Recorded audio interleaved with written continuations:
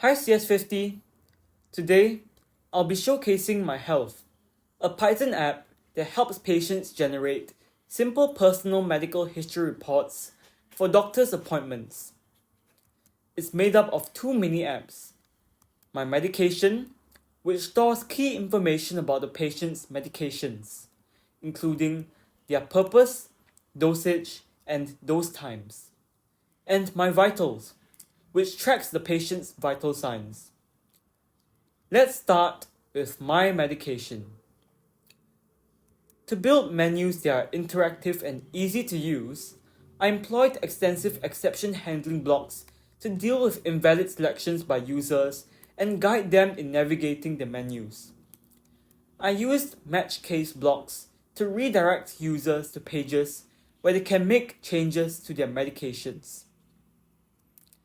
I employed an object-oriented paradigm to represent medications in my program by defining a medicine class. Each medication is an instance of the class, but exists as a unique object. The details of the medications are stored as attributes of their corresponding objects. The medicine class provides several handy methods, which guide users in creating and modifying medicine objects.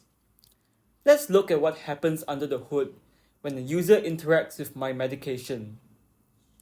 Firstly, when the user loads the database, a CSV file containing information about the medications is converted into a list of medicine objects with the help of Python's CSV module. When the user adds a new medication, a class method of the medicine class named create prompts the user for its details. Then, it calls the special _init constructor method in the background to create a new medicine object.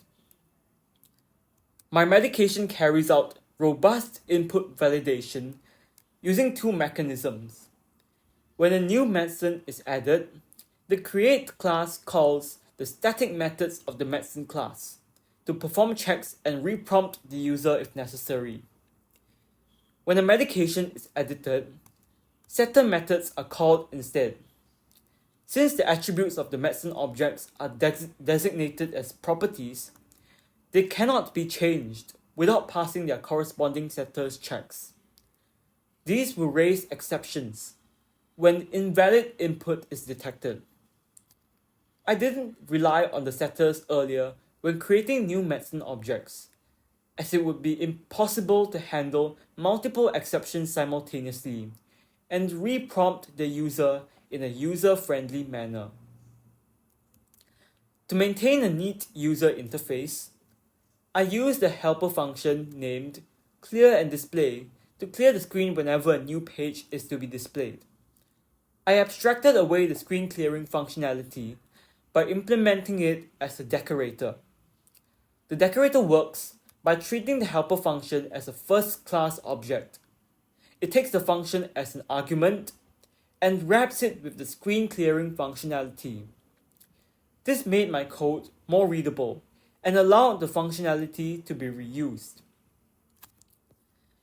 It is important for my app to be tested in a controlled environment where the states of the medicine objects are certain. I achieved this using the unittest.mock library, which allowed me to substitute real medicine objects with mock objects whose attributes are predetermined. The library also allowed me to patch, that is, simulate real objects, functions, and modules so that I could create fixtures, which are predictable behaviors, side effects, and return values. Moreover, I was able to confirm that my code worked as expected by asserting the number of calls made to the patched functions. Now, let's look at myVitals. While it also stores data in a CSV file, it converts the data into a pandas data frame. This makes it much more convenient to access the data and make changes to it than if a data type native to Python was used. myVitals also validates user input but uses regular expressions instead of simple conditionals, which not only makes the code more concise, but also more maintainable, as they can be explained by and checked with third-party validators. Instead of using Python's query function or SQL to find records from a particular day or month, I decided to experiment with implementing a binary search algorithm recursively using pandas and NumPy. First, myVitals calls a function named searchVitals, which checks the record in the middle of the data frame. If it is not from the day or month desired, the algorithm disregards all the records that come either before or after it, and repeats the process. Once a match is found, the crawler function is called. It will gather all the records from the same day or month by checking adjacent records recursively. To help the patient and their doctor interpret the data conveniently, I used matplotlib to present the data as beautiful, colorful charts.